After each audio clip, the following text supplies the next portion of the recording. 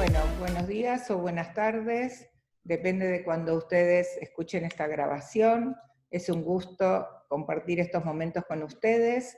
Yo soy la doctora Patricia Bonatti, soy la directora del Departamento Pedagógico de Administración y agradezco a las autoridades de la Secretaría de Graduados este espacio para poder conectarme con ustedes, especialmente al licenciado Rubén Arena, va mi agradecimiento.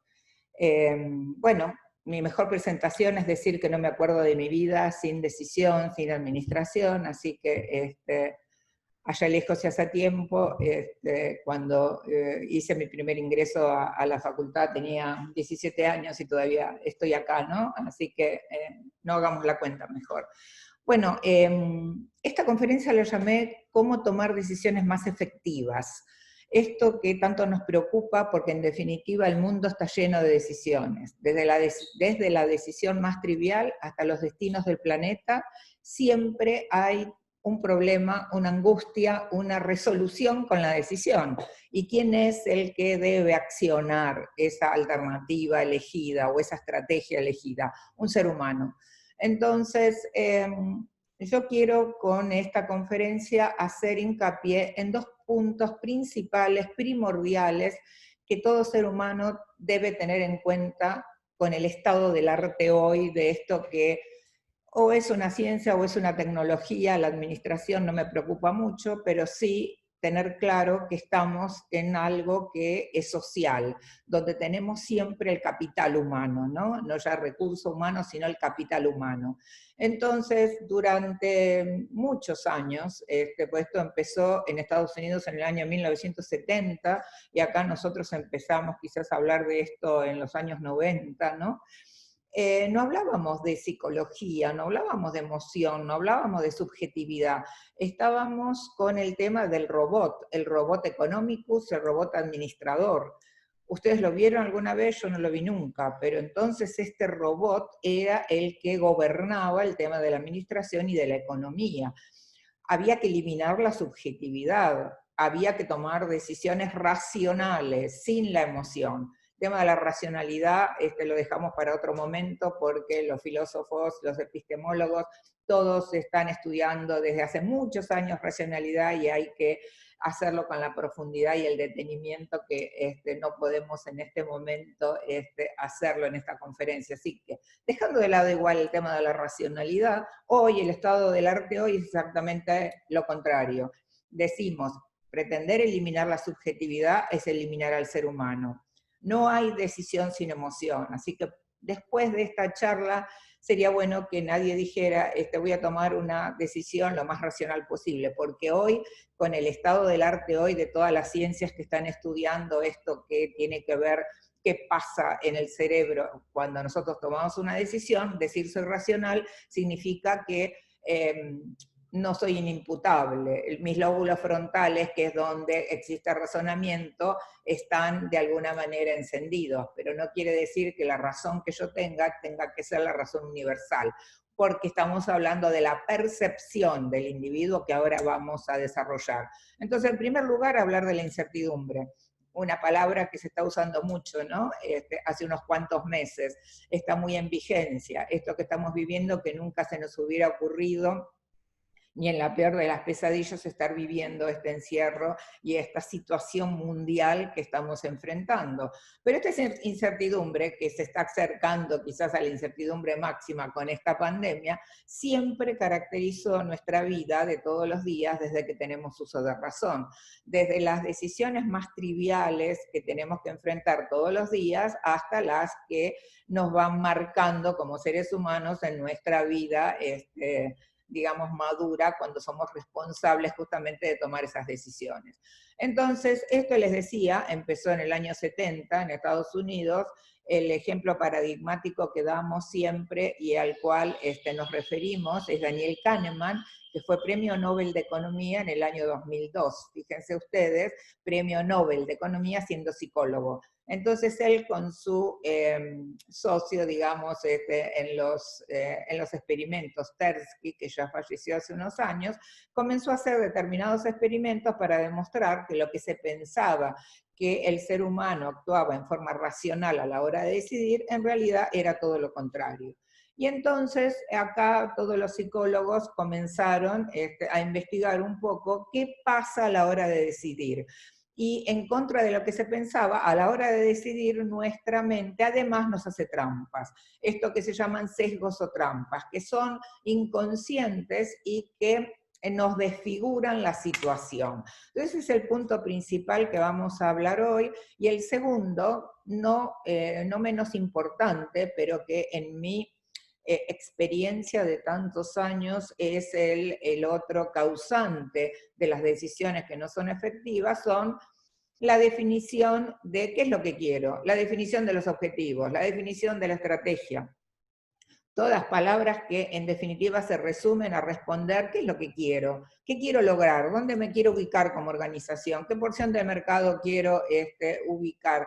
Entonces, no se tiene claridad de esto, pero aunque se la tuviera, aparece el otro problema, que en general la vida es así, que tengo varios objetivos, y en estos varios objetivos, en definitiva, como están, por suerte o por desgracia, en conflicto, tampoco es muy sencillo para el decisor o el grupo de decisores decir cuál es la prioridad, qué es lo que manda en esta situación de decisión, porque tengo varios objetivos, ¿no?, que cumplir, pero tengo que hacer no solamente un orden, sino tengo que ver la ponderación de cada uno, y ahí es donde tenemos una suerte de dificultades bastante significativas como para poder arrancar con una decisión que va a terminar siendo efectiva.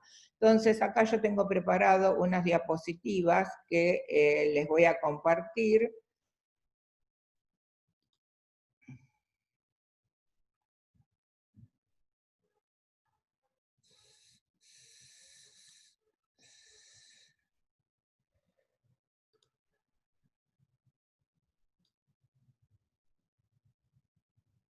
Y entonces empecemos diciendo que la incertidumbre es lo que nos caracteriza como seres humanos, ¿no? Había un autor, que ya no recuerdo quién, decía que si viniera de otro planeta un extraterrestre y después volviera a su planeta original y debería comentar cuál es la característica más importante de los seres humanos en la Tierra, diría seguramente el tema de este enfrentamiento a la incertidumbre que tenemos constantemente, ¿no? Si hay alguien que no se había percatado de esto, yo creo que con lo que estamos viviendo, con esta angustia de no poder ver claramente el futuro, que nos estamos acercando a una incertidumbre máxima, podemos llegar a experimentar cuán angustiante es para el ser humano. Ahora, nuestra vida de todos los días sin esta pandemia no es una incertidumbre máxima, es una incertidumbre relativa. Siempre estamos navegando en una incertidumbre relativa. ¿Por qué? Porque si tenemos una incertidumbre máxima y todas las variables en juego y todo el concepto de lo que es el conjunto de la decisión, yo no tengo claro a qué variables pertenecen, y también la decisión no tendría sentido, ¿no? Por eso decimos que estamos siempre entre una incertidumbre relativa, ni en la certeza, porque si tuviéramos certeza de lo que va a ocurrir, siempre podríamos tomar la alternativa que me lleve a los mejores resultados, pero tampoco estamos en el otro extremo de la incertidumbre máxima, donde ahí la decisión sería vacía, y la verdad no tendría mucho sentido ponerse a pensar qué hacemos con la decisión.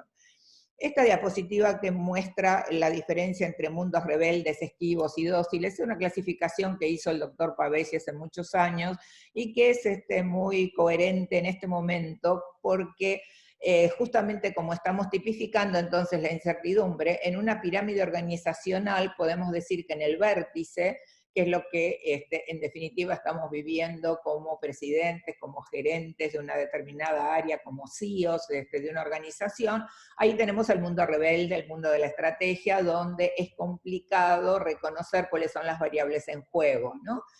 En el medio de la pirámide estamos con los mundos esquivos, el mundo que, a ver, será más probable esto, será menos probable esta otra variable, donde de alguna manera tengo más conocimiento, tengo más información de cómo se va a presentar ese futuro que tengo que enfrentar, porque la decisión es siempre, siempre, siempre mirando el futuro.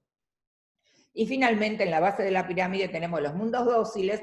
Los mundos dóciles son los de la investigación operativa, el método de asignación, el método de transporte, todo esto que hoy ya no forma parte de teoría de la decisión, formó parte hace muchos años, pero ahora ya no, porque son los métodos cuantitativos que tengo todo el software a mi alcance para lograr entonces implementar la alternativa que me lleve al éxito. Porque cuando yo tengo certeza, que es el mundo dócil, estoy trabajando con variables, que es exactamente cuál es el estado, cuál es el valor que van a tomar, ahí como la incertidumbre es cero, yo puedo asegurar que voy a tomar la decisión que me lleve al mejor resultado.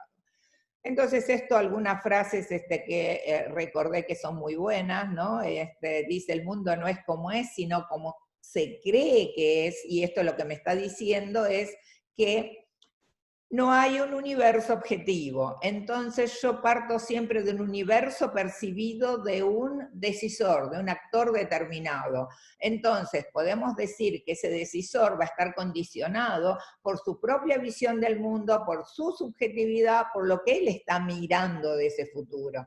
En estos primeros años, allá lejos y hace tiempo, como les contaba, se decía que solamente teníamos el tema de una suerte de procesos genéticos y culturales, pero que al enfrentar la decisión, el decisor tomaba toda su racionalidad y ahí se ponía a ver ese mundo objetivo, pero en realidad el mundo objetivo no existe. Esta frase también está buena de recordar, que dice que en definitiva en los tiempos de cambio tenemos que estar con la mente abierta y por supuesto esta va a ser la consigna que yo les voy a decir al final, tenemos que enfrentar cada decisión con la humildad de decir soy un ser humano que cometo errores y que además, para colmo, cuando me estoy enfrentando a una decisión, hay aspectos inconscientes que vienen a jugarme en contra en esto de mi razonamiento.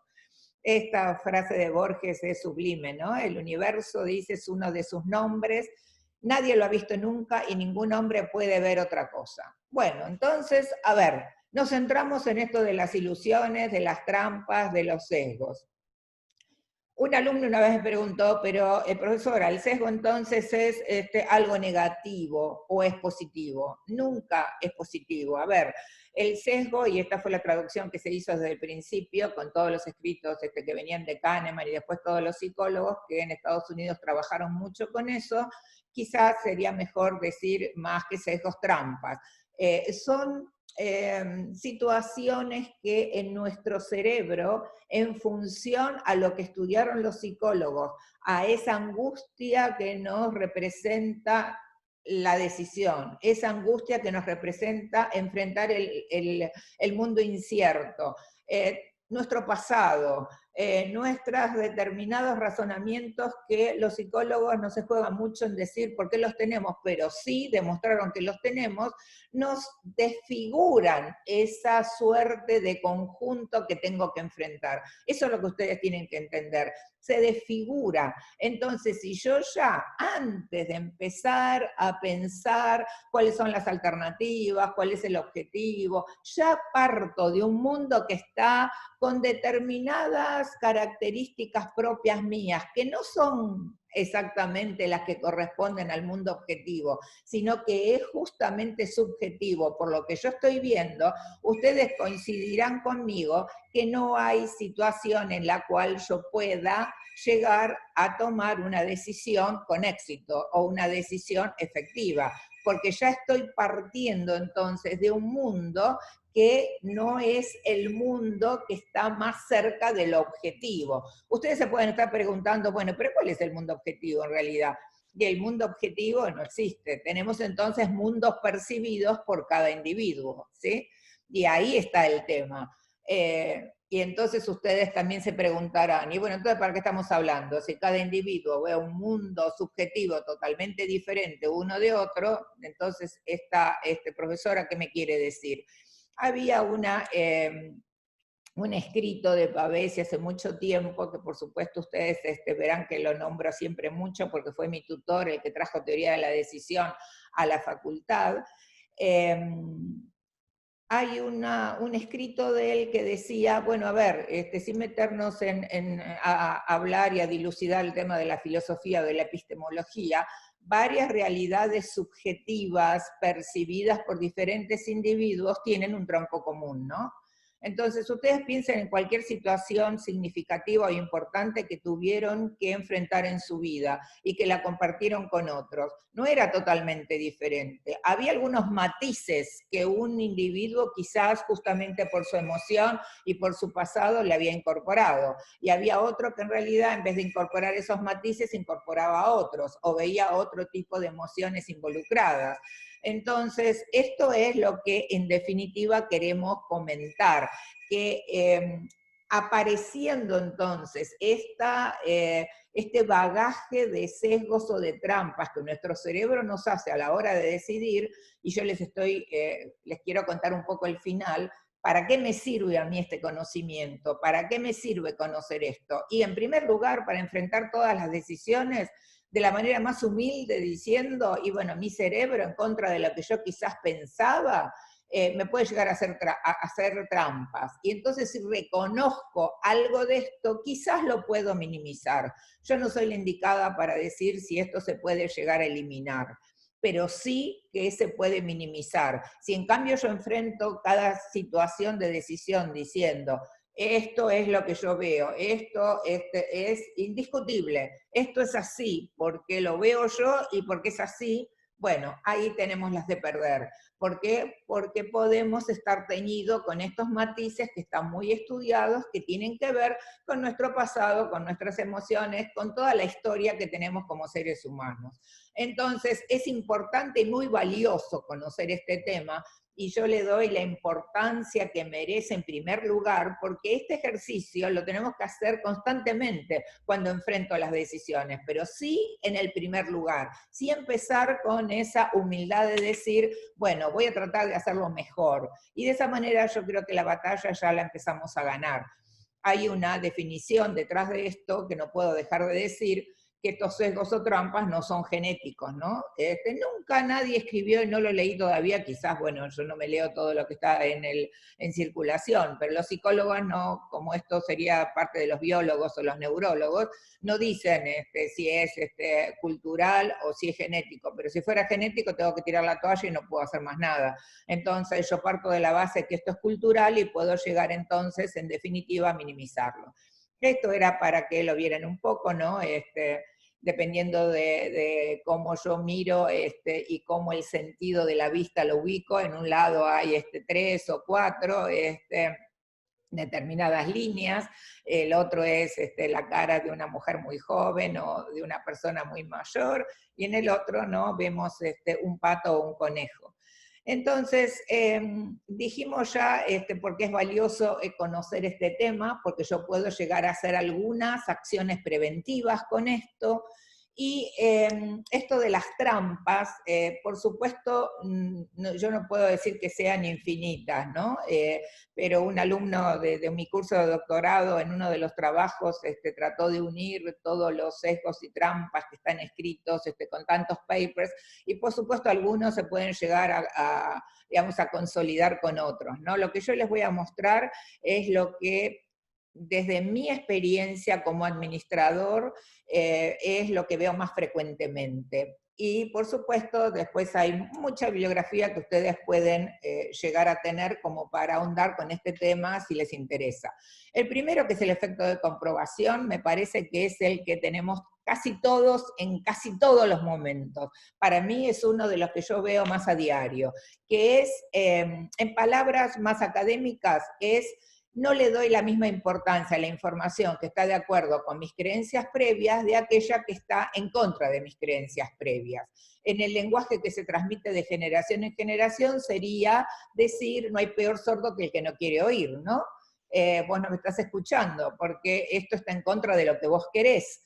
Entonces, esto es realmente un esfuerzo que tiene que hacer el decisor en preguntarse, ¿esta información que estoy eliminando, la estoy eliminando porque no me gusta, porque no quiero escucharla, o porque realmente merece ser eliminada? Y fíjense ustedes, yo insisto en que si no estoy tomando información de algo porque no me gusta, díganme ustedes cómo voy a llegar a tomar la decisión que tenga éxito, si ya estoy eliminando una información que debería tomar.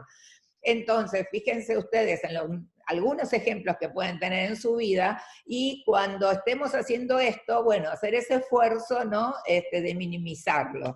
Yo, cada uno de los trampas que les quiero mostrar, les quiero también estar contando, bueno, además de conocerlo, qué puedo llegar a hacer.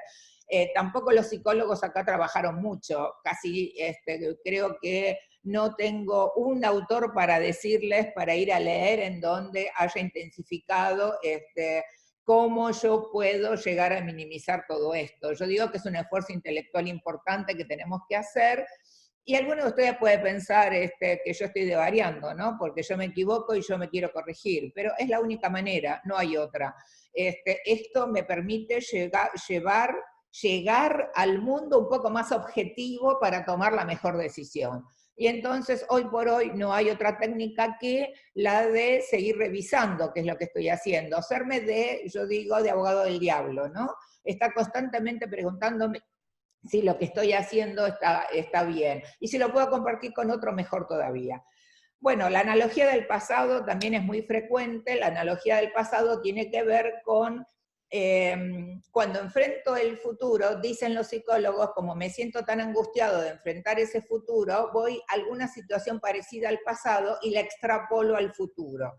Entonces, ¿esto está mal? Sí está mal. ¿Por qué? Y porque en realidad estoy diciendo que el futuro se va a dar como el pasado. Y esto es un juicio de valor más que importante, más significativo, y entonces dejo de estudiar qué es lo que va a suceder en el futuro.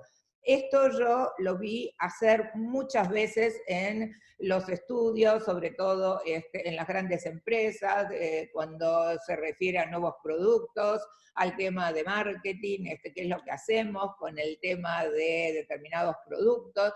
En general, voy al pasado. Hay una situación que se repite y bueno, pero cuidado.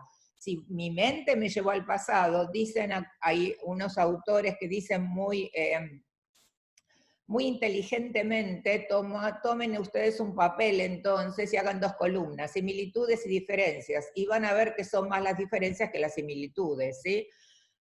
Yo estudié mucho todos estos sesgos, todavía no lo comenté, me parece raro, pero acá llega el comentario. Cuando hice mi tesis doctoral para el área de administración, estudié la decisión de la ocupación de las Malvinas con el modelo de teoría de la decisión. Llegué a los documentos secretos, cerrados al público, que están en el archivo histórico del Ejército, y 22 biblioratos que están escritas todas las reuniones, todas las decisiones que fueron tomando, y ahí yo me encontré con todo este tema de los sesgos o trampas, y ya Pavesi no estaba en este mundo como para ir a llorar sobre su hombro, pero yo decía en esos momentos, bueno, a ver, el modelo que nosotros estamos enseñando ya hace más de 30 años no sirve. ¿Por qué? Y porque cuando me enfrento con todo este tema de los sesgos, estoy partiendo de una situación que está tan lejos de la realidad que por supuesto voy a tomar la decisión de implementar la alternativa equivocada. Cuando presentamos el plan de tesis pensábamos que quizás con el modelo de teoría de decisión la decisión hubiera sido diferente, pero cuando empecé a analizar todos esos biblioratos que están escritos y con todos los comprobantes y las evidencias que corresponden desde diciembre del 81 hasta que terminó la guerra en junio del 82, aparecen una cantidad de sesgos tan importantes que estas personas, yo no estoy justificando nada porque estas personas que tomaban la decisión estaban ocupando lugares que no debían ocupar, pero estaban teñidos con tantos sesgos que en realidad partieron de una situación que no era la real, estaba muy lejana de la realidad. Entonces la analogía del pasado es, por ejemplo, mostrar que una colonia Zimbabue había tenido también problemas con el tema de la independencia y Gran Bretaña no había reaccionado, entonces para ellos Gran Bretaña no iba a venir y Estados Unidos no nos iba a dejar ir a la guerra. Y eso fue la analogía del pasado, ni un análisis de lo que era el Atlántico Sur, ni un análisis de lo que estaba pasando con Margaret Thatcher, absolutamente ni un análisis del futuro. Y en el efecto de comprobación lo mismo, hay un diálogo de Reagan con Galtieri la noche anterior donde le dice exactamente lo que va a ocurrir, y cuando se cortó esa comunicación y estaba el canciller Costa Méndez, seguramente seguramente habrán pensado, esto no es verdad, es mentira, y entonces sigamos nosotros con el tema de la ocupación, porque en realidad le pedía, lo que hacía en ese diálogo era pedirle, por favor, que no ocupara las Malvinas, que nos iba a acompañar a Estados Unidos a el Consejo de Seguridad de las Naciones Unidas, como para tener por lo menos la soberanía compartida o algo por el estilo, porque ya era el mejor momento, desde Gran Bretaña, en la Cámara de los Lores y en la Cámara de los Comunes, ya se decía que algo había que hacer con la Argentina, porque en ese momento había muy buenas relaciones con la Argentina. Bueno, el efecto de los costos hundidos es también darle tanta importancia a lo que yo ya invertí, al tiempo, a los recursos, y entonces justifico decisiones futuras por todos los costos que tengo de todo tipo insumidos. Yo les dije ya varias veces que la decisión es siempre mirando al futuro, siempre, siempre futuro. Entonces no hay absolutamente ninguna variable del pasado, y mucho menos con costos, que yo tenga que castigar a las alternativas futuras para tomar una decisión. Los costos hundidos son historia, son pasado, lo único que puedo hacer es, en el balance, por supuesto, lo voy a tener que poner, pero acá el concepto es diferente. Yo no puedo seguir con una decisión justificando esa decisión del futuro con resultados que no estoy analizando por los costos que ya tengo invertidos, de todo tipo, tiempo, recursos, en pesos. Y yo le agrego, que no lo dicen los psicólogos, que cuando, claro, yo hago una diferenciación de este tipo, lo que en realidad estoy diciendo es que fracasé, ¿no? Porque tengo determinados costos, determinadas variables ya insumidas, ya pasadas, y entonces ahí está el tema de hacerme cargo del fracaso. Esto también juega, ¿no? Por supuesto que hay otras variables que vienen en juego, pero el tema es tratar de limitarlas y, como siempre digo, minimizarlas, ¿no? El efecto de la situación creada tiene que ver con lo que dijimos recién, es seguir con una situación aunque tengamos resultados negativos, porque estamos en la zona de confort, es el tema de la resistencia al cambio, es lo que se dice en otras disciplinas, y estamos todos diciendo lo mismo, ¿no? También Einstein dijo, no con estas palabras, pero dijo algo como que seguir haciendo el mismo camino y esperar resultados diferentes es el principio de la locura. Entonces, esto también lo tenemos que tener presente, ¿no? Tenemos resultados negativos y sin embargo seguimos estando igual. El efecto del exceso de confianza, esto tiene que ver, ¿no?, con empresarios pyme de repente, ¿no?, que tuvieron éxito y que después entonces todo lo que ven, todas las situaciones de decisión que enfrentan, ya que vienen de un modelo de éxito y están con un empowerment importante, difícilmente escuchen otra versión. Y además, cuando de repente toman decisiones que también les son favorables o positivas, y que no tuvieron ellos mucho que ver, sino que tiene que ver con la suerte, con determinadas variables, ellos las toman como propias, ¿no? Diciendo, esto en realidad fue producto de mi análisis. Y eso lo que hace es alejarlos cada vez más de la realidad. ¿Por qué? Y porque se hace como un halo de confianza que los lleva después a ver determinadas situaciones que son indiscutibles, ¿no? Y esto, cuando estamos en las pymes, que la decisión recae en una sola persona, acá el problema se agrava. Cuando estoy en empresas medianas o grandes, en realidad, como la decisión ahí está más descentralizada, en general no tengo esta problemática de tener que convencer a un solo individuo, ¿no? Esto me hace pensar siempre, y lo digo todas las veces que tengo oportunidad, en la definición de Peter Drucker, que fue sensacional, en que es una pequeña, una mediana o una gran empresa, ¿no? Y esto, reflexión y van a ver qué importante que es, ¿no? ¿Cuántos parámetros tenemos para definir si una empresa es una pyme, mediana o gran empresa? La CEPYME puede llegar a decir el monto de facturación, el número de sucursales, el número de empleados, bueno, todo lo que se les ocurra, nada que ver con eso. Entonces Peter Drucker dice, a ver, reúnanse con el CEO o el presidente de la organización y pregúntenle, ¿quién toma decisiones acá? Y si las toma una sola persona, esa es una pyme.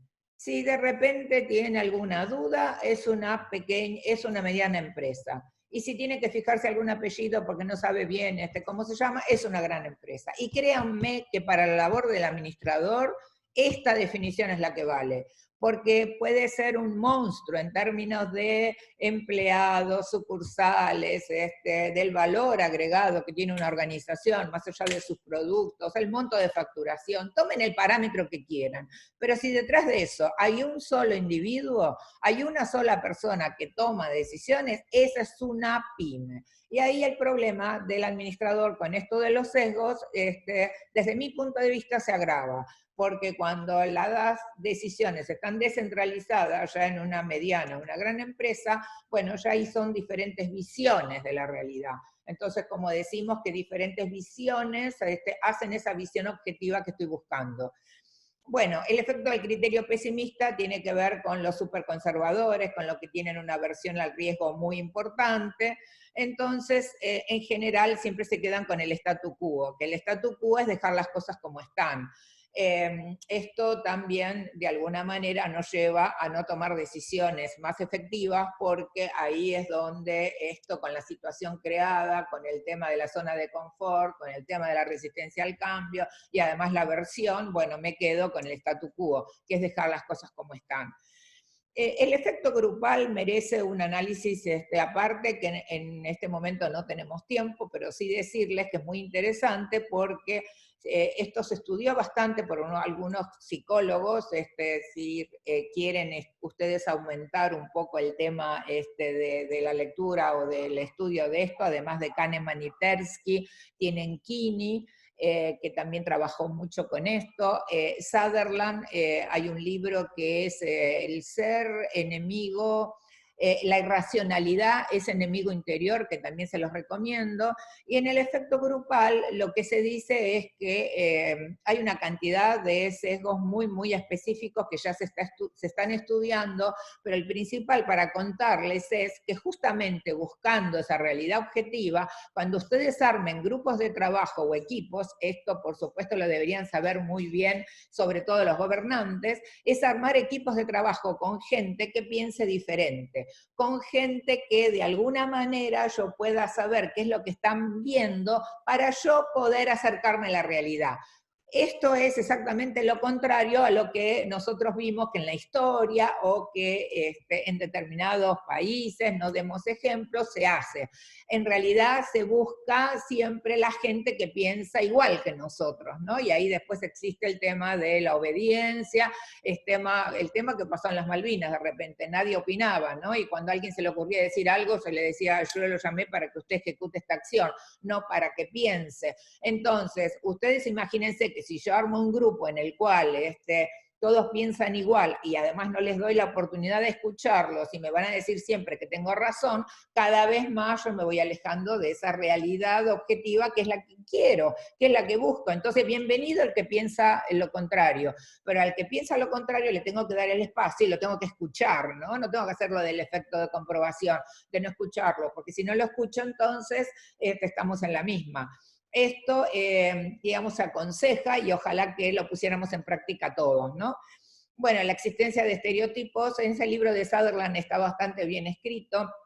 Esto significa que cuando una persona de repente cierra en nuestra mente determinadas características de estereotipo, que tiene que ver con religión, con raza, con profesión o con lo que fuera, hubo determinados experimentos que se hicieron, mi mente va a dar entonces como elección o como decisión en función a ese estereotipo, a las características del que tiene esa raza, del que tiene ese color o esa religión o esa profesión, cuando en realidad lo que no hice fue estudiar a esa persona en particular, ¿no? Sino que lo que me manda a mí en ese momento es justamente ese estereotipo, ¿no?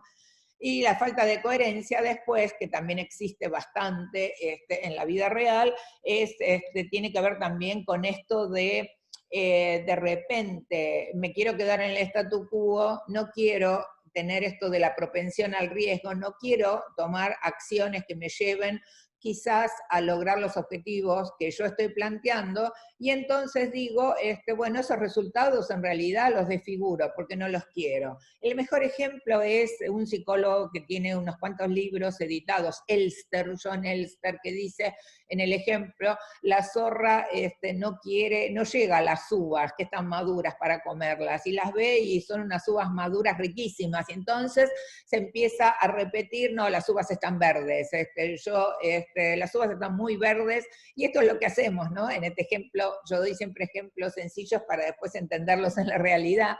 Esto es lo que a veces hacemos, de repente no sabemos cómo llegar a determinados objetivos, con determinadas alternativas que no nos gustan demasiado, y entonces desfiguramos el resultado, desfiguramos la situación porque en realidad no queremos implementarla, ¿no? Todo viene entonces de la emoción del individuo que está desfigurando porque él quiere hacer determinadas acciones, y si lo analizara en forma menos subjetiva y más objetiva, la decisión sería diferente.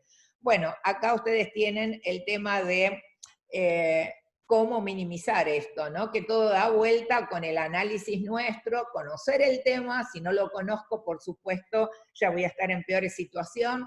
En segundo lugar, analizarlo, preguntarme de qué sesgo estoy siendo víctima, y finalmente tratar de minimizarlo. Como ya dije, y lo vuelvo a comentar, yo no soy la indicada, no es mi profesión decir qué pasa con mi biología o mi neurobiología, como para saber si realmente lo puedo eliminar, o siempre va a haber una cuota, digamos, de esa subjetividad. Yo creo que la cuota siempre va a existir, porque pretender eliminar la subjetividad es eliminar al ser humano, pero haciendo estos análisis, compartiendo las decisiones, enfrentándola de la manera humilde que debemos, yo creo que con la mente abierta totalmente, las decisiones, yo estoy segura que van a ser más efectivas.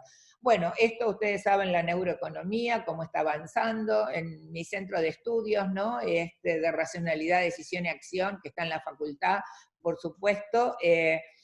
Ahí ya tenemos la incorporación de una neuróloga, así que vamos a aprender un poco de todo esto, pero ustedes tienen que saber que esto de la neuroeconomía y la neurología cognitiva, que está avanzando a grandes pasos en estos últimos años, hace que en definitiva se ubique el ser humano en su totalidad, que no se lo vea como un robot. Esto es un cambio de paradigma importante que se dio en estos últimos años, muy pero muy importante. Ya que nosotros somos del siglo pasado, les puedo decir que por 40 o 50 años de esto no se hablaba, y ahora se están estudiando, además con resonancias magnéticas especiales, viendo qué zona del cerebro estamos utilizando frente a determinadas decisiones. Por eso yo les decía al principio que ya se sabe que acá al costado de la frente tenemos los lóbulos frontales, que son los responsables del razonamiento. Ya se sabe, hay un neurólogo, Antonio Damasio, que trabajó mucho con esto. Si les interesa, hay un libro, el primero que él hizo, bestseller, interesante, que cuenta la anécdota de un capataz de obrero que existió en 1800 y pico, que se puso a estudiar un cráneo que está en la Universidad de Berkeley, que la amígdala, que es la que está en el centro de la cabeza, también es la responsable de las decisiones. Tenemos otra glándula también en la base de la cabeza, cuando empieza el cuello, que es la ínsula, que es la del disgusto. No tenemos mucho tiempo para compartir los experimentos que se hicieron con todo esto, pero por lo menos sepan ustedes que esto cambió el paradigma justamente de la decisión, de la administración, de la economía, poniendo en el lugar preponderante al ser humano como un ser subjetivo, como un ser emocional, como un ser que se equivoca, y si bien razona, porque hoy hablar de razonar quiere decir que no es inimputable, no queremos decir otra cosa que eso, por supuesto están cambiando también los planes de estudio, ¿no? Me contaban el otro día que una universidad de Alemania, ya el plan de estudios de la carrera de economía pasa a ser economía del comportamiento. Ya determinados neurólogos me decían en la Facultad de Medicina de la UBA están estudiando justamente el comportamiento, ¿no? El comportamiento frente a determinadas situaciones. Por eso que esto está en estudio y quizás dentro de unos años nosotros ya veamos cosas variables o conceptos que estamos dando diferentes a los que les estoy contando ahora. Pero bueno, esto es el estado del arte hoy. Este dibujito que yo venía haciendo hace muchos, pero muchos años, esto del medio con los sesgos no existía. Lo que decíamos es que hay un decisor detrás de toda decisión, que se enfrenta a una situación de decisión, que termina eligiendo una alternativa que lleva a la práctica, que lleva a la acción, y que estaba influenciado por esto de procesos genéticos o un proceso cultural, pero de los sesgos no se hablaba. Entonces, ¿dónde se incorporan los sesgos? Y se incorpora justamente en esa mente del decisor, en esa percepción que tiene del universo desde el primer momento hasta que termina tomando una decisión, ¿sí? Porque lo que no dijimos, pero creo que queda claro, es que toda decisión siempre, siempre termina en acción. Nosotros no decidimos solamente para elegir la alternativa. Es decir, cada vez que hablamos de decisión, en realidad estamos pensando en la acción, que es la elección de una alternativa que llevo a la práctica. Esa es la acción. Y lo que no dije hasta ahora, pero tenemos unos minutos más para comentarlo, que cuando estamos hablando de todos estos sesgos que se me vienen a la mente cuando estoy enfrentando una decisión, ya empiezan a actuar cuando yo tomo las decisiones previas a la decisión, que son las más importantes que la elección de la alternativa última. Esto es primordial que ustedes entiendan. A ese grupo de decisiones yo las llamo metadecisiones. ¿Y de qué se trata? Se trata justamente de decidir qué objetivo tengo, de decidir si tengo uno o si tengo varios, de decidir cuál es la ponderación de esos objetivos, de decidir cuál es la incertidumbre asociada, de decidir cuáles son las alternativas, de decidir cuáles son los resultados, de decidir cuál es el horizonte de planeamiento. ¿Se entiende? Todas esas decisiones son las que están embarcando la decisión. ¿Y cuál es el final de la película? El final de la película es un decisor apuntando a una alternativa, pero ese es el final de la película. En definitiva, ¿cómo queda embarcado esa elección última frente a estas decisiones previas? Estas son las decisiones previas que el decisor tiene que comprometerse a hacerlas de la manera más coherente y con menos sesgos posible. Cuando está pensando, ¿qué es lo que quiero? ¿Hasta dónde quiero llegar? ¿Qué es lo que quiero para este sistema? ¿Cuál es mi fin? ¿Cuál es mi propósito? Y después, ¿cuáles son las alternativas que tengo para lograr esto? ¿Que van a ser qué? Que son los medios y son las alternativas o cursos de acción para lograr el o los objetivos. ¿Y después qué más? Y después la incertidumbre, son las variables inciertas. El mundo está lleno de variables inciertas, pero yo tengo que determinar cuáles son las que están jugando en mi situación de decisión. Y después tengo los resultados, que son los efectos o las consecuencias de implementar una alternativa si se da una incertidumbre relativa determinada para un objetivo determinado. Y esto siempre previo, ¿no? Si yo ofrezco 10 unidades de este producto y la demanda es tal cual con el objetivo de aumentar mi ganancia, yo voy a ganar tanto. Ahí tengo identificados los elementos y esto es lo que tengo que analizar previamente. Pero todas estas decisiones previas, que las llamamos metadecisiones, son las que empiezan entonces a razonar junto con los sesgos en la mente del decisor. Ese es el momento donde tengo, antes que responderme cada uno de estos elementos, hacer este esfuerzo de contrastar lo que estoy eliminando, preguntarme si estoy eliminando información que en realidad tendría que tener en cuenta, si en realidad estoy tomando cosas del pasado, cuando pienso que se va a dar igual que el futuro y no lo analicé, entonces ponerme a analizar más profundamente el futuro. Toda la secuencia de algunos posibles sesgos que estén operando en mi mente todo el tiempo antes de elegir la alternativa. Hacerme esto de el abogado del diablo constantemente como para que yo me acerque a la realidad. Una vez que terminamos con eso, acá empezamos entonces con el tema de enunciar cada uno de los elementos que necesito para llegar a hacer una decisión exitosa, efectiva. Y lo que les decía cuando iniciamos esta charla es que tengo que centrar todos mis esfuerzos a responderme con claridad qué es lo que queremos lograr, cuál es el fin, cuáles son los fines, cuáles son los propósitos, las aspiraciones. Y acá cuando digo aspiraciones lo hago a propósito para que pensemos en la característica fundamental de todo este modelo que no hay que perder de vista y que en la vida de las organizaciones día a día, inclusive con los que tienen que tomar decisiones, hay enunciaciones que son erróneas, que están equivocadas porque hablan de objetivos que no son factibles, hablan de objetivos que son aspiraciones que no son factibles. Entonces decimos objetivos o lo que llamamos metas que sean reales, lo más reales posibles.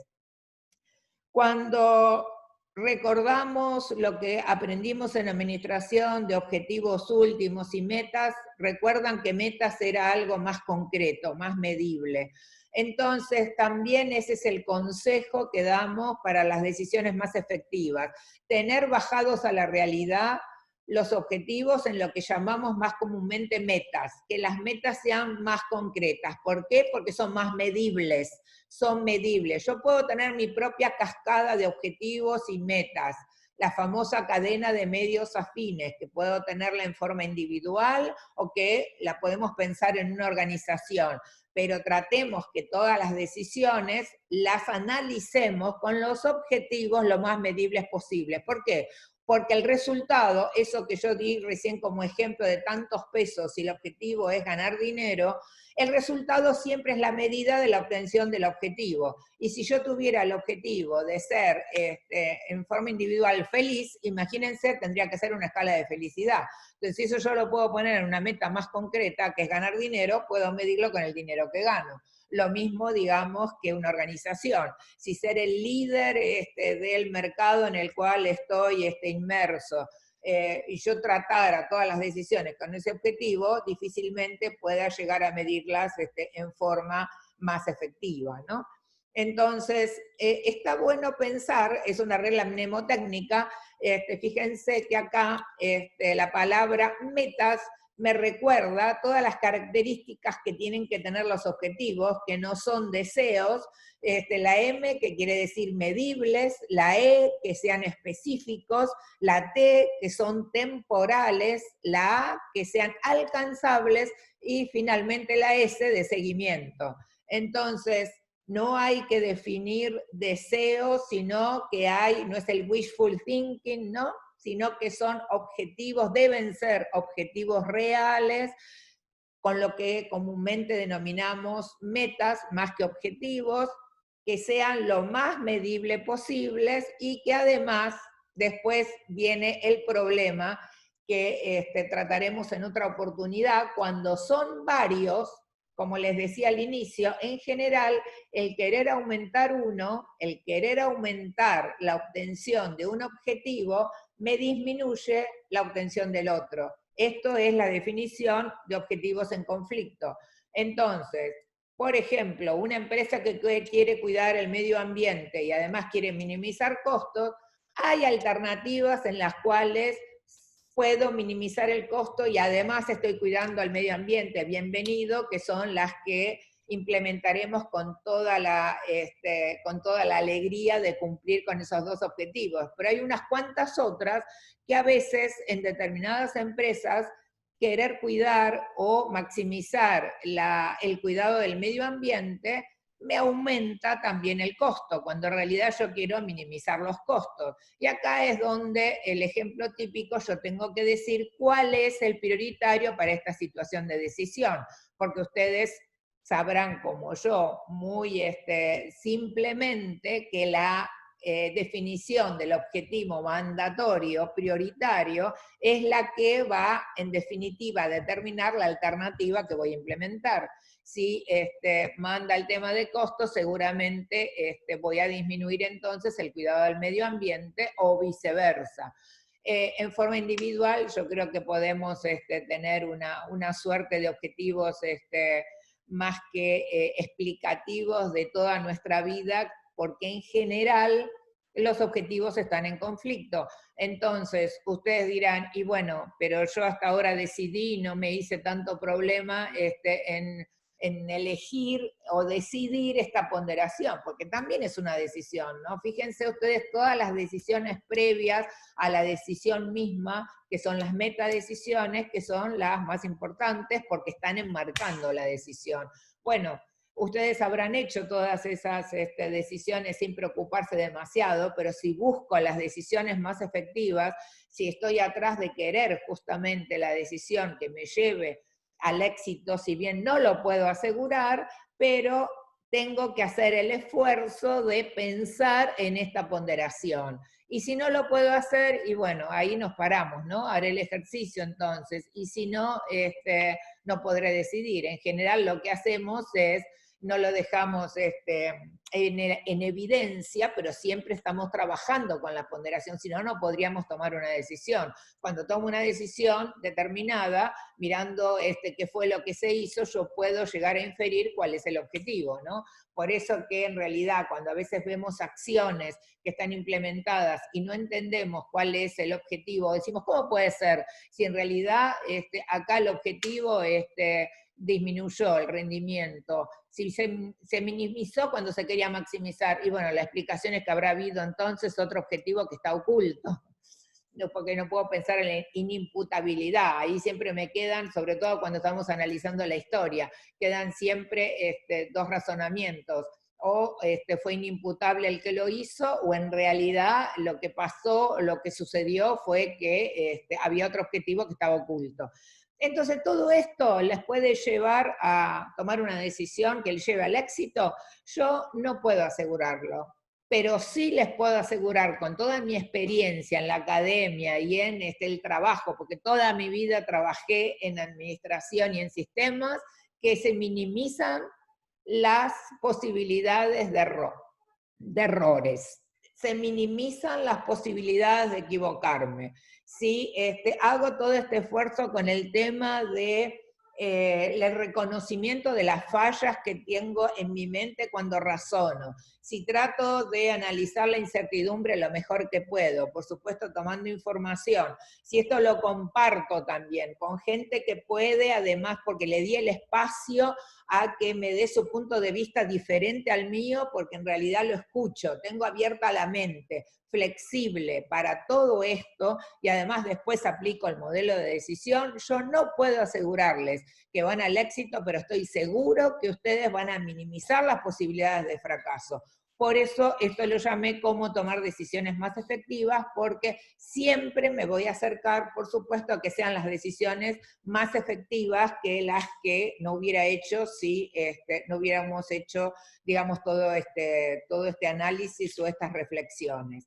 Así que, bueno, un gusto haber compartido con ustedes estos temas que me apasionan. Espero que les haya servido y nos vemos en otro momento.